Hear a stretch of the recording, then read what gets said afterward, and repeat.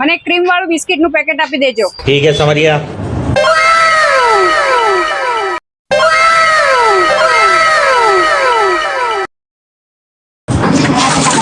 रुको जरा सबर करो.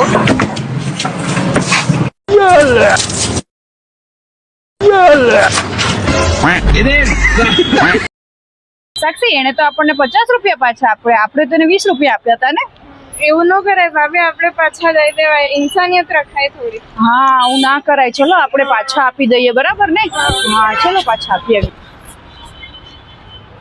હા ભાઈ, મેં તમને 500 ની નોટ આપી, તમે મને 50.